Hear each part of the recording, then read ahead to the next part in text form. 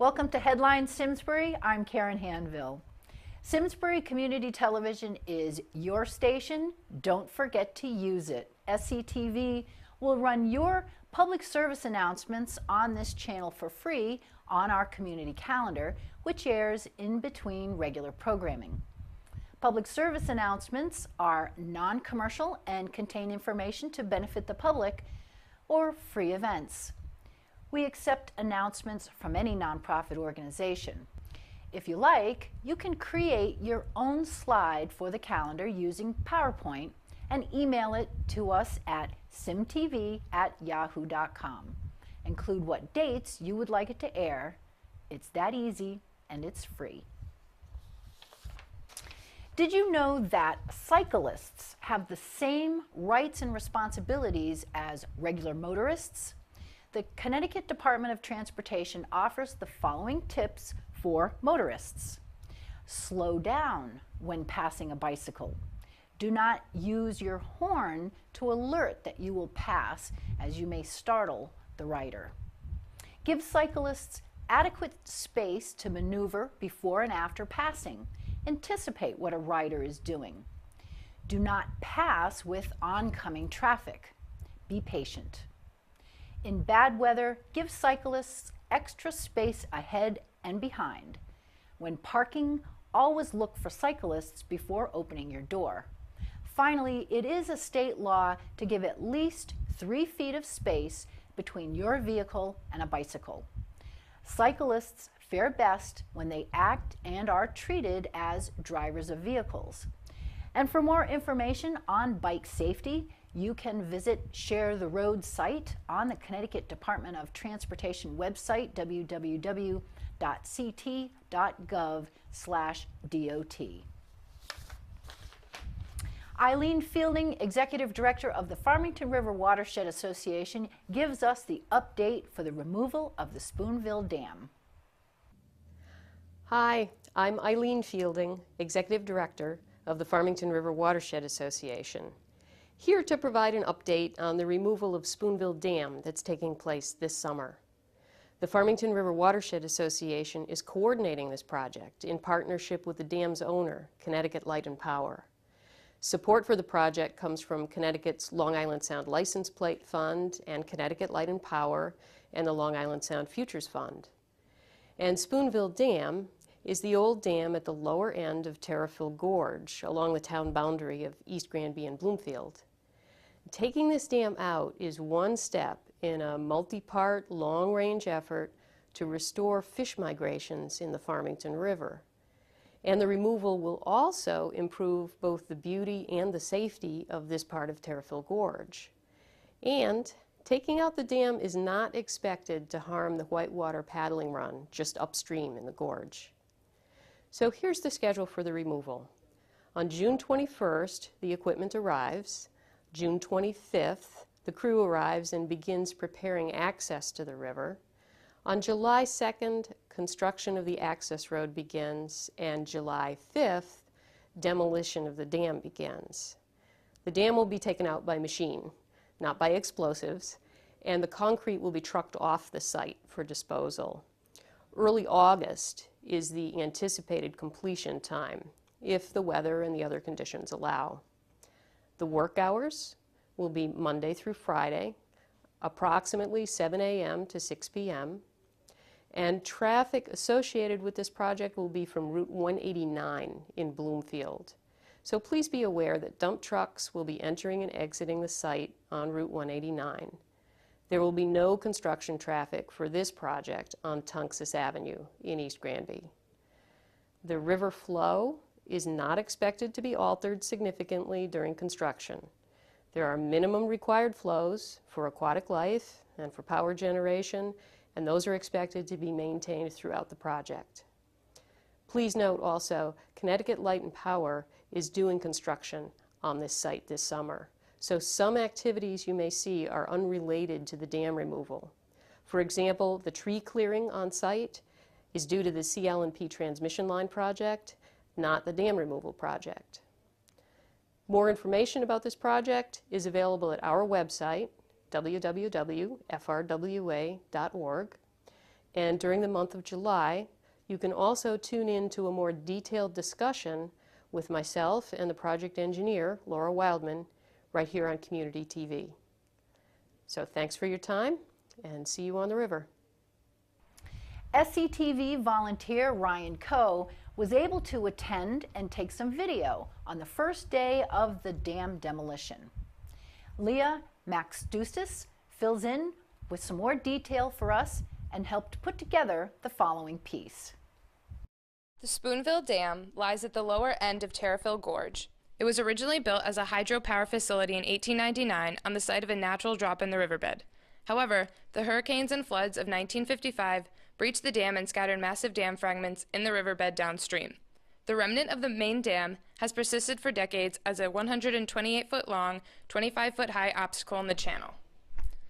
Today, the Farmington River Watershed Association has begun its project in removing the dam. The removal is one step in a multi-part, long-range effort to restore historic fish migration in the Farmington River. The American shad, which migrates upstream, is unable to pass through the steep, fast chute that was created during the flooding of 1955. Migrating shad typically stall just below the chute. Removing the dam will spread out and slow the flow and restore a more natural riverbed, allowing shad, as well as other species, to swim upstream more easily. The Farmington River Watershed Association, working closely with Connecticut Light and Power, is organizing the removal. The dam will be removed in several steps.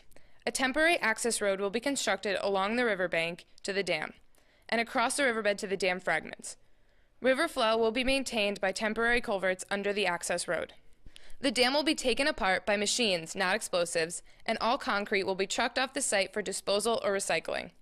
Following removal, the access road will be taken down and the site will be restored with plantings. Completion of the project is currently scheduled for early August. However, the date is subject to change depending on weather and other variables. Construction hours are scheduled Monday through Friday from approximately 7 a.m. to 6 p.m. There will be no construction traffic for this project on Tunxus Avenue or Spoonville Road in East Granby, but dump trucks will be entering and exiting the site on Route 189. River flow is not likely to be altered significantly during construction. The minimum required flows for aquatic life and for power generation are expected to be maintained throughout the project. Whitewater paddlers in Terriffill Gorge should plan to exit the river well upstream of the worksite and should not attempt to paddle near or through the worksite. The removal project is funded by the Connecticut Environmental License Plate Fund, Connecticut Light and Power, the Long Island Sound Futures Fund, and the Hartford Foundation for Public Giving. For more information, please visit the Farmington River Watershed Association website at frwa.org. Foster parenting can be very rewarding. At the same time, you'll give a child a home.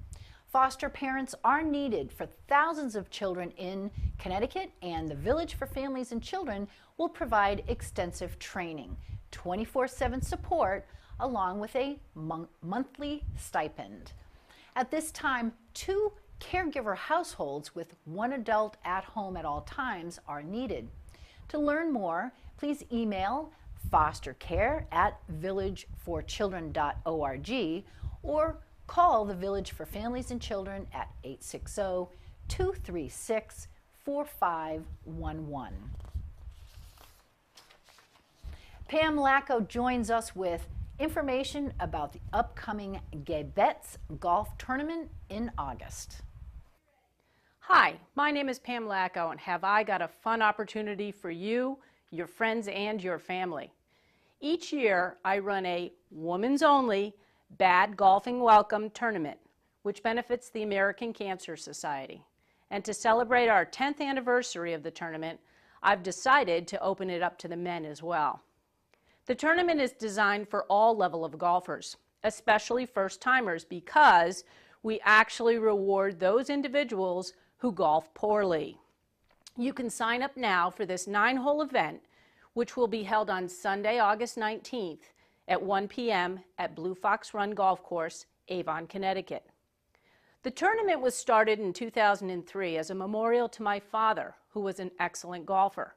When I took up the sport to spend a little bit more time with him, I used to laugh at my bad shots and joke around on the course. After his passing, the Gaybets Golf Tournament was born, And over the past 9 years, we've been able to donate over $30,000 to the American Cancer Society. This is not your typical golf tournament. Each year we have a theme. We have had cart decorating contests and themes like what not to wear, where players came dressed in everything but proper golf attire. We had teams golfing in their pajamas, some in graduation gowns, and still others in cocktail dresses. The point is that this is a fun and lighthearted golf tournament. 70% of the players that have participated in the past come back for another year or 2 or 3. It's not only popular, but it is a fun and relaxing way to learn the game. This is a scramble format, meaning it's a team score, so no one will ever know how well or poorly you actually played. And we have a unique handicap system, which levels the playing field, making it possible for the beginner golfers to actually win. This year's theme is family, whether that be the traditional family, a family of co-workers, or a family of friends. I personally invite you to join me and many of your fellow Farmington Valley neighbors at this wonderful event. You will smile, you will laugh, and you will enjoy an afternoon of deep divots, short drives, long putts, and plenty of pleasant surprises along the way. Remember, it's Sunday, August 19th, 1 p.m. at Blue Fox Run Golf Course, Avon, Connecticut. You can register now at www.gaybetsgolftournament.com. Please join us for this year. A fun time with your family and friends, and help us fundraise to beat cancer. On July 25th, there will be a special forum presented by Linda Schofield and Deputy First Selectman John Hampton. Come to Eno Memorial Hall at 7 p.m. to hear special guest Jeffrey Berger from the 73rd District in Waterbury. He's chairman of the Commerce Committee in Connecticut. This event is free, and if you have further questions, you can call John Hampton at 860-803-4072 or email at jhampton@hotmail.com. For anyone considering their retirement living options, Doncaster Retirement Community is offering a lunch and learn on Wednesday, July 25th from 11:30 a.m. to 1:30 p.m. The seminar will help participants look at their options for successful retirement living and understand the benefits of a life care community. The discussion will include lifestyle decisions, life care alternatives, financial options, and long-term care insurance. Doncaster's award-winning chef Frank Zimber will provide lunch, and those who attend will have the opportunity to meet Doncaster residents to learn more about the community. In addition, Doncaster staff and residents will also be on hand to give tours of some of the community's apartments and amenities. Valet parking is also available. Reservations are required, so please call Fran at 860-380-5006. Vic Bible reminds us of the importance of respecting handicapped parking spaces. My name is Vic Bible. I am a person who is on the Aging and Disability Commission of the town of Simsbury. The town of Simsbury Board of Selectmen has designated June 2012 as the Handicapped Parking Awareness Month. The Simsbury Aging and Disability Commission is launching an educational campaign to inform the citizens of the issues surrounding handicapped parking.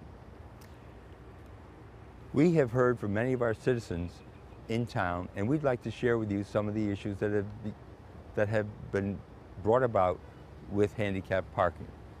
People with disabilities have told the Commission many stories about problems they've encountered, such as no handicapped parking spaces available, unable to get back in their vans because someone parked too close, or in the access aisle, having to wait 15 minutes until the driver returned from shopping.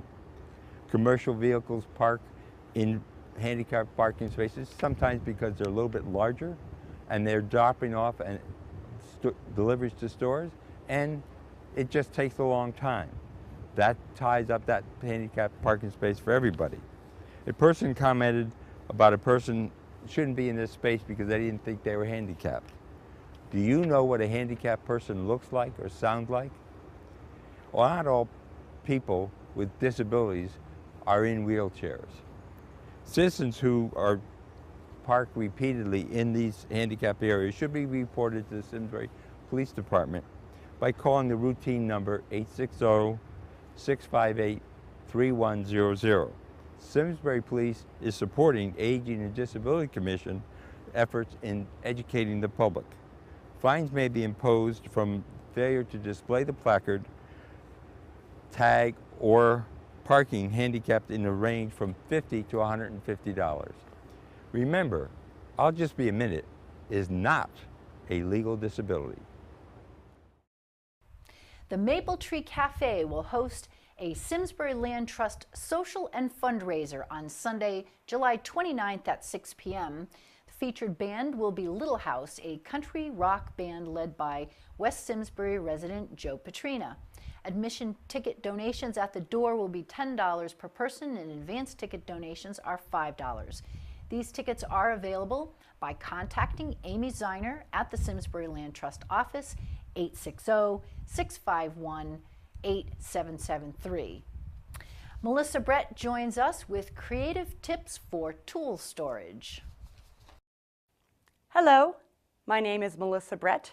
My husband John and I own and operate Weldon Hardware here in the center of Simsbury on Station Street. Today, I am going to give you a few tips on decluttering your tool or workbench area with everyday items around your house. You may have a small corner in your basement or an entire shed dedicated to your tools and small hardware. But does your workbench look like this one? Maybe you're moving into a home and setting up your work area from scratch. Or you've had a space for decades and you need to organize it. If you have a large shop and an unlimited budget, you could purchase large, expensive tool cabinets and storage drawers. But for the average homeowner, you probably have a small space for your tools, nails, nuts and bolts, and other items. So I first recommend that you take the time to go through all your tools if you haven't done that in a while. We get many customers purchasing a tool that they need right away, only for them to find it days after their project is done due to a disorganized workbench. Pegboard is very versatile and easy to install on any type of walls, even concrete and stone basement walls. We can give you guidance on how to install pegboard based off your needs. Once the pegboard is installed, use these little tips to help and stay organized. Once you have all your tools laid out on the pegboard, for your larger tools, such as hammers, saws, and wrenches, draw an outline of the tool so it will always get put back in the right place. If you have a lot of drill bits that you don't have a storage case for, mount a large piece of styrofoam onto a scrap piece of plywood. Then all your bits are organized. Write on the styrofoam with a magic marker to keep all the bits in the same place. For nuts, bolts, washers, and such, I have a few recommendations. You can purchase metal shower curtain rings and hang different size nuts and washers on them on your pegboard. For different size small items, nails, hooks, push pins, and such, you can glue a large washer on the back side of a small clear plastic food container and then glue a magnetic strip on your pegboard. That way you can see what's in each container without having to open each one. Another storage idea is to use various sized empty jars with screw lids. Take a small screw and fasten the lid to a horizontal surface, such as under your basement stairs or a ceiling rafter. The jars are clear and you can store just about anything in them, from nails and screws to twine, picture hangers, or even small drill bits. Now, if you have rusty tools, you can probably still rejuvenate them.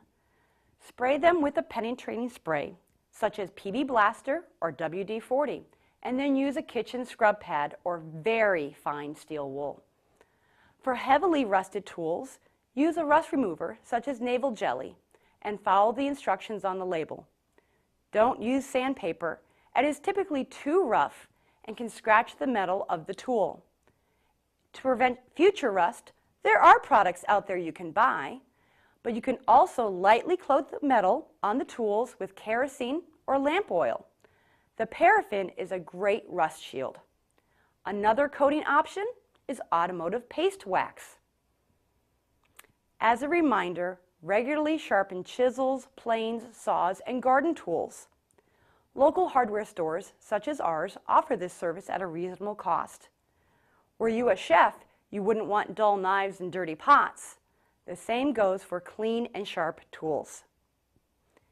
If you have a question or topic that you would like featured on this segment, let us know. Visit our website at www.weldonhardware.com.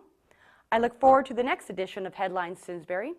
Remember, we are at your service. Thank you, and God bless.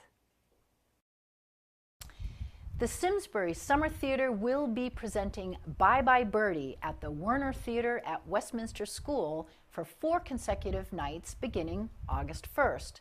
The evening performances are at 7:30 p.m. and on Saturday, August 4th, there will also be a matinee performance at 2 p.m. Please call the theater at 860-258-9276 or visit their website, simsburysummertheatre.org, for information and tickets. The Metropolitan District Commission, MDC, will once again host a hazardous waste collection day in Simsbury on August 4th. Please bring all your waste to Henry James Memorial School between 8 a.m. and 4 p.m. so that it can be properly disposed of. To view a list of items accepted by the program, you can visit their website, www.themdc.com. This site will also show all alternate disposal options for items that may not be accepted by the MDC. This year's Junior Police Academy will be held Monday, August 6th through Friday, August 10th from 9 a.m. to 3 p.m. It is limited to a set number of participants and free to Simsbury residents. Non-resident fee is $125 per child.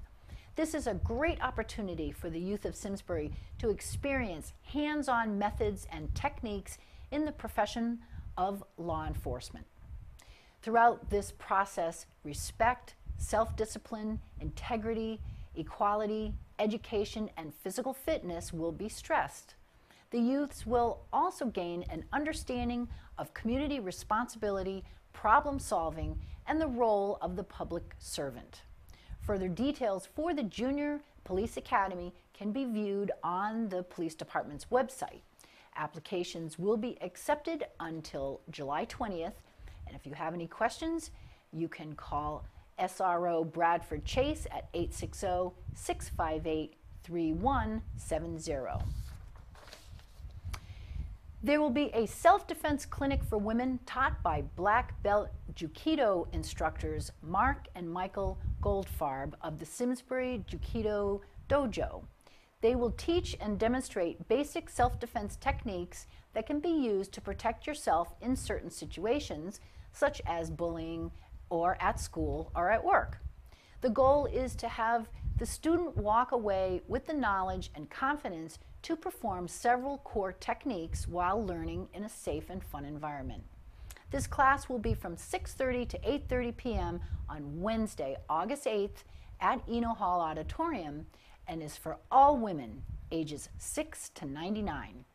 Participants should wear comfortable clothing, and to sign up for this class, you can visit www.simsburyrec.com or you can call Simsbury Farms at 860-658-3836. Class size is limited, so sign up now.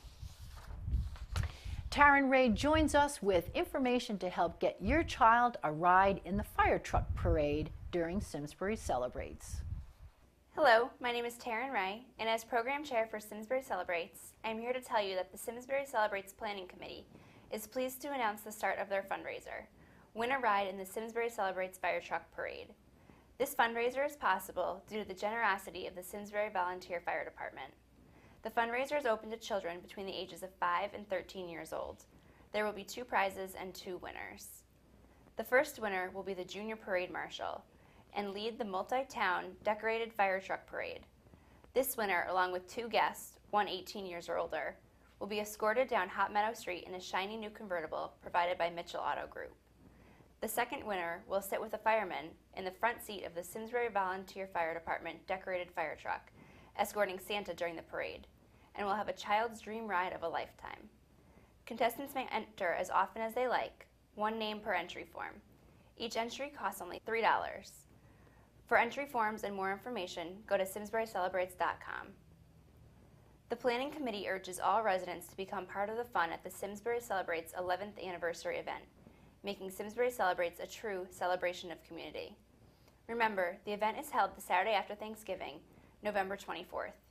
For more information on this fundraiser, volunteering, and sponsorships, go to simsburycelebrates.com or call the Recreation Department at 860-658-3836. Have you ever thought about being on TV? Having your own show where you can pick your guests, decide what you want to talk about or what questions you want to ask? Do you know that you can do that here at SCTV? And it doesn't cost a dime, just a commitment of some of your time and talents. If you have an interest in producing your own show or talking about your ideas for a show, call us at 860-658-1720. If you're more of a behind-the-scenes sort, maybe you would like to operate a camera or direct a program. If so, we can train you. Perhaps you would prefer to take one of our high-def field cameras out to a location other than here in the SCTV studio in Eno Hall and tell a story that way, or get a piece of news, or learn how to use editing software, add a little polish to your show, burn a DVD and upload to the internet. We can help you get started. Perhaps you don't have a story to tell, but you just want to find a way to give back to the community. Consider becoming part of the SCTV team of volunteers that records so many of the town's board and commission meetings so that everyone can stay connected to town government from the comfort of their own home. Please email your interest, ideas, comments to simtv@yahoo.com, or better yet, get out of your chair and come visit us in the studio at Eno Memorial Hall. That's it for this week. Remember, Simsbury, SCTV is your hometown TV station where you can produce programming for free. Thanks for watching.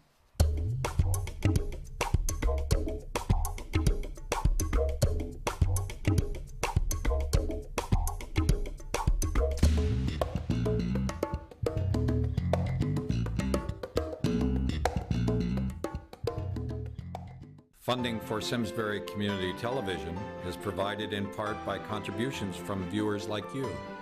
Thank you.